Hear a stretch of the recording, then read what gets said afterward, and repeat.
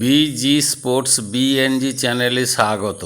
শ্রীলঙ্কার বিরুদ্ধে দ্বিতীয় টেস্টেও দাপট অব্যাহত টিম ইন্ডিয়ার। কলম্বোয় প্রথম দিনের শেষে 5 উইকেট হারিয়ে 300 রান করেছে ভারত। আর এই ইনিংসের সবচেয়ে বড় নায়ক দেবদত্ত পাডিক্কল।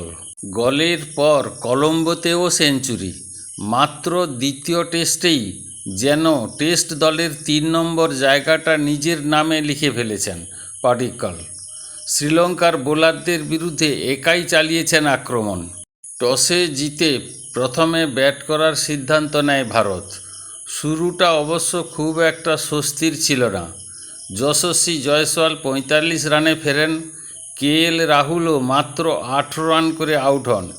এর মধ্যেই শ্রীলঙ্কার ক্রিকেটারদের সঙ্গে জয়সওয়ালের উত্তপ্ত পরিস্থিতি তৈরি হয়। কিন্তু চাপ সামলে ভারতীয় ইনিংসকে এগিয়ে নিয়ে যান পাডিক্কল। কখনো রক্ষণ, কখনো পাল্টা আক্রমণ, দুই মেজাজেই খেলেছেন বাঁহাতি ব্যাটার। শেষ পর্যন্ত 193 বলে 117 রানের দুর্দান্ত ইনিংস। তাঁর ব্যাট থেকে এসেছে 12টি 4। তবে শেষ পর্যন্ত কেসারা নুয়ান্থার স্পিনের সামনে হার মানতে হয় তাকে। কিন্তু ততক্ষণে নিজের দ্বিতীয় টেস্ট সেঞ্চুরি করে দলের রানকে শক্ত ভিতের উপর দাঁড় করিয়ে দিয়েছেন তিনি। অন্যদিকে প্রথম টেস্টে বড় রান না পেলেও দ্বিতীয় টেস্টে চেনা ছন্দে শুভমন গিল 108 বলে করেন 50 রান। 6টি 4 মেরে 50 পূর্ণ করে ভারত অধিনায়ক।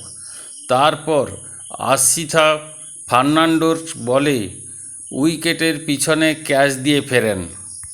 তবে আউট হওয়ার আগেই গড়ে ফেলেছেন বড় নজির। টেস্ট ক্রিকেটে 3000 রান পূর্ণ করেছেন মাত্র 28 বছর 349 দিনে। এই নজির কনিষ্ঠ ভারতীয় হিসাবে কপিল দেবকে পিছনে ফেললেন তিনি।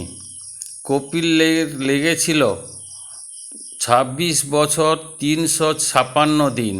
শুধু তাই নয়, বিশ্ব টেস্ট চ্যাম্পিয়নশিপেও নতুন নজির গিলের। একটি WTC চক্রে 1000 রানের বেশি করা প্রথম ভারতীয় অধিনায়ক হলেন তিনি। এর আগে 2019 থেকে 2021 চক্রে বিরাট কোহলি করেছিলেন 932 রান। এদিকে রবীন্দ্র জাদেজা 43 রান করে আউট হয়েছেন। ফলে দিনের শেষে ভারতের স্কোর 5 উইকেটে 300। তবে দারুণ ব্যাটিংয়ের মাঝেও চিন্তা বাড়িয়েছে ঋষভ পান্থের চোট।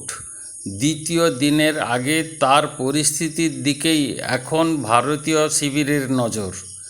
পাডিক্কলের সেঞ্চুরি আর গিলের রেকর্ড প্রথম দিন ভারতের। কিন্তু পান্থের চোট কি বদলে দিতে পারে ম্যাচের ছবি? আপনার কি মত কমেন্টে জানান। ভিডিওটি ভালো লাগলে লাইক, শেয়ার ও সাবস্ক্রাইব করতে ভুলবেন না।